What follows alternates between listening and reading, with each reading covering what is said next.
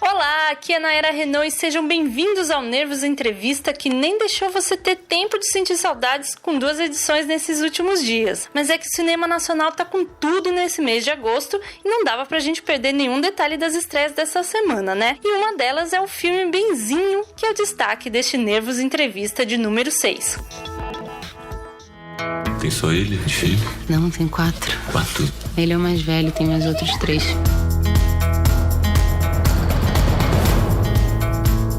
R$50, né, irmã? Pera só um minutinho. Mas faz um desconto pra ele, ela vai te fazer um desconto. Tu merece tudo isso, sabia, amor? Você sabe o que eu mereço? Mereço mesmo é ganhar dinheiro com o meu próprio trabalho. É isso que eu mereço. Mês eu vendo bem, mês eu não vendo. Aí quero uma coisa fixa agora, Sim. sabe? Eu tenho que falar uma parada. Me chamaram pra jogar handball na Alemanha.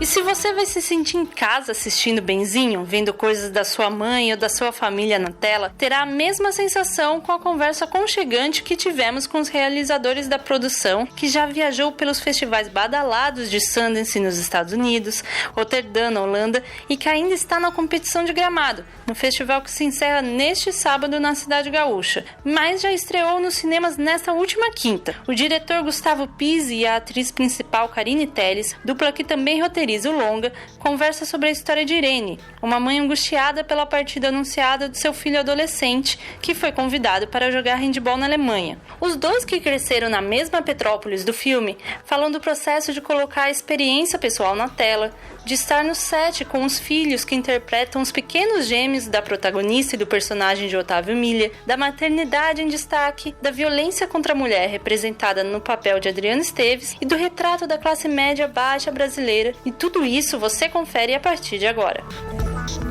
A primeira cena, assim, ela traz aquela familiaridade, uma coisa nostálgica. Eu lembrei dos meus tempos indo com a família, tentando atravessar a rodovia, ir pra praia e tal. E essa familiaridade, ela transborda, né, o filme. Então eu queria que vocês comentassem como foi nesse processo de escrita, tal, da feitura do filme, fazer isso, e quanto ajudou vocês estarem entre família também, com os meninos e tal, e o quanto às vezes precisou, né, assim, não, vamos aqui, agora é profissional mesmo.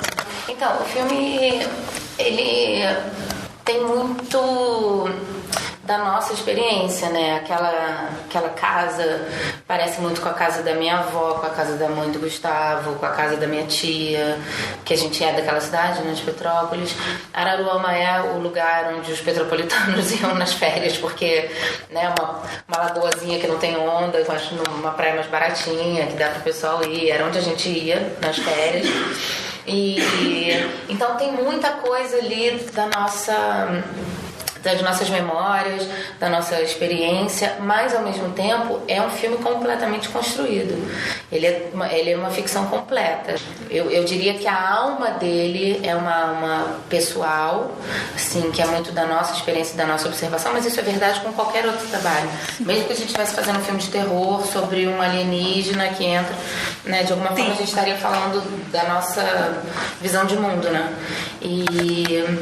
E a coisa dos meninos fazerem o filme, do meu sobrinho fazer o filme, foi só no processo final já de seleção de elenco, foi uma casualidade, assim, não era a ideia desde o início.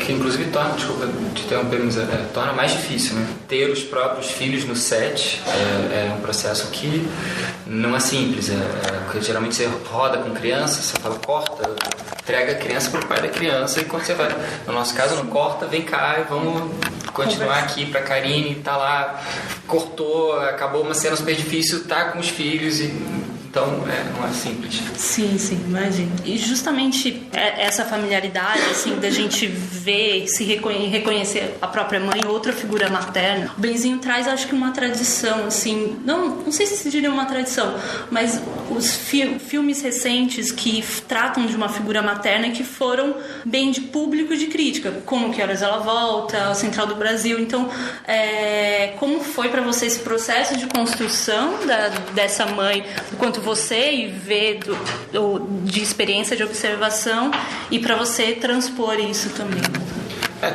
Eu acho que é um pouco a gente começou esse projeto em 2013, né? Então já a escrever a primeira ideia, né? Eu acho que tem um pouco de um monte de mãe, né? Um monte de mulher, não só mãe, né? Eu acho que é a figura feminina que carrega as famílias todas, né? Na nossa sociedade. Então, um pouco esse lugar, né? Eu acho que a gente sempre se beneficia dessa mudança de foco, né? Quando alguma coisa olha de um jeito diferente sobre uma coisa que não é muito olhada, ou mostra uma coisa que é muito olhada sobre um outro ângulo, né? Quantos filmes sobre família a gente já viu, mas geralmente é o adolescente virando adulto, né? A menina se descobrindo mulher, o menino saindo de casa, a relação conturbada com os pais, ou o casal e tal. Falar desse momento pela ótica da mãe é uma coisa que a gente viu muito pouco, assim. Era uma vontade que a gente tinha, porque a gente pensa nas nossas mães depois que a gente saiu de casa e pensa muito na gente também depois que os meninos saírem de casa, né? Tudo bem que a minha realidade da minha vida é bem diferente da realidade da Irene, mas em algum lugar é a mesma coisa, né? Essa projeção do ninho vazio. Exatamente. É um assunto importante, assim. Eu acho que a sociedade põe uma pressão muito grande nas mulheres, como se elas nascessem sabendo ser mães e tivessem que se virar com essa tarefa super fácil sozinhas, entendeu? É a coisa mais difícil que existe, é criar, educar um filho, assim. Pra mim não tem nada mais difícil do que isso. E depois que os filhos vão embora, muitas mulheres não têm lugar na sociedade, assim. Sim. Não tem. Elas viram a avó chata, elas viram a mãe pentelha, a mãe grudenta, né? Porque ficou ali cumprindo aquele papel de mãe e o filho foi embora e agora? Não tem mais nada. Um período super importante da vida dessas mulheres, que é justamente quando, imagina, antigamente, na geração dos nossos pais, em torno de 20 anos, 20 e poucos anos, até os 35, 40, 45, e aí aos 45 ela vai começar como alguma coisa, é muito mais difícil, então o que acontece é isso, né? A gente brinca que a Irene é uma feminista sem saber, assim, porque ela entendeu de algum jeito que ela precisa cuidar dela, que ela precisa lutar pelos direitos dela e conseguir as coisas dela para ser uma pessoa bacana, porque isso é mais importante do que ser a mãe abnegada, né? Sim. Não, eu acho interessante como na construção da personagem que vai além disso, né? Essa outra camada do supletivo e dela correr atrás, assim, é muito lindo.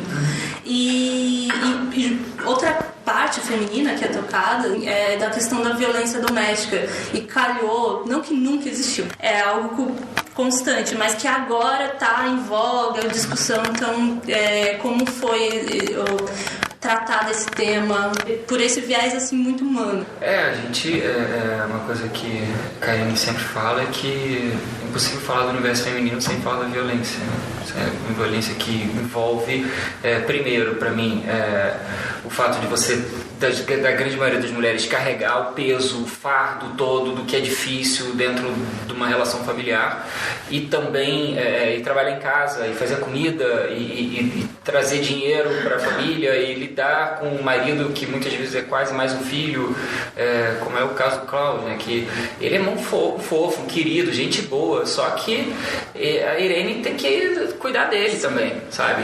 Ele tenta ser o grande provedor, quer ter sonhos mirabolantes, mas na realidade, no dia a dia, ele não está colaborando tanto. Então isso é um tipo de violência também, sabe? Histórias, e claro, mais evidente e muito mais pesada no sentido da violência física, né? Que a gente tem a Sônia, a gente vê a consequência dessa violência, né? E como ela é acolhida pela família, que no Brasil é a única possibilidade de suporte para as mulheres é a própria família, né? Você não tem um suporte governamental. Isso fora do Brasil, muitas pessoas vêm falar, pô, mas vocês não têm sabe, uns debates e tal, mas não tem no Brasil um lugar que recebe, que acolhe e fala, aqui tem, uau, caramba. Tem, né, mas não funciona muito bem. Nos Estados Unidos as pessoas ficam assombradas, né? Aqui no Brasil a vítima ainda continua sendo questionada, né, ainda. Sim. E você tinha perguntado da outra vez como transpor, né? Que acabei não te respondendo, mas é um pouco nesse lugar, sabe? De entender que é uma história, a princípio, assim, aparentemente simples. O menino vai sair de casa e ele sai de casa. Então, como colocar isso, né? Trazendo tudo que está se passando dentro da cabeça dela, praticamente, através de sensações e criando sensações para o espectador a partir do que a Irene projeta pra gente. Então, acho que guiou muito esse lugar, né? De tentar trazer através de imagens e das relações a bagunça toda e um momento de calma, de quase uma construção de filme de suspense, né? Que para você levar o susto você tem que ter devagarinho, a música vai crescendo e pum. Então norteou muito um pouco esse lugar assim dessa música. Eu acho até que a narrativa, até por alguns momentos, alguns planos que vocês passam no cotidiano e tudo mais, é como se ela quisesse adiar, assim, eu quero adiar esse momento, aproveitar cada segundo. Outra questão que é dos imóveis, né, digamos, aquela casa ruindo, e essa família que tem 3 imóveis, mas que nenhum é completo, né, um tá para vender, o outro tá para construir, aquele ruindo, e é meio que um retrato dessa classe média baixa, assim, e que é muito comum no cinema contemporâneo, no cinema nacional contemporâneo, mas que vocês pegam por um aspecto mais micro, assim. Então, como foi? Primeiro é um pouco um espelho do país, né? Essa classe social é a classe que mais apanha, né? Porque o país começa a melhorar, eles melhoram. Aí dá uma ziquezira e perde tudo. Eu vivi muito isso, a gente viveu muito isso, assim. A minha família tinha épocas que parecia que estava tudo bem e tal. Minha mãe tinha um carrinho legal. De repente aquele carro ia ficando velho, não trocava. E a casa ia ficando velha e as coisas caíam aos pedaços. Porque é isso, né? Nem é pobre, miserável, nem é classe média estável, burguesa, né? Que tem um negócio, alguma coisa assim. Então, primeiro isso, assim, também é um pouco uma vontade de falar sobre essa depauperação do país, mas é muito uma metáfora da Irene, né? Dela como a casa como a personagem, assim, a casa como aquela estrutura tá ruindo, não vai se sustentar mais, tem que renovar, tem que fazer alguma coisa para construir a casa nova. E nosso bate-papo não terminou sem que Gustavo e Karine indicassem para o público de Benzinho as suas dicas no Conexões Nervosas. Koreeda. Tem um filme do Koreeda que eu adoro, que não sei se é tão relacionado, não é relacionado diretamente, mas tem um clima das crianças, porque ele trata nesse filme, que são 4 estações. Qual é o nome desse filme, meu Deus? É das crianças que ficam sozinhas?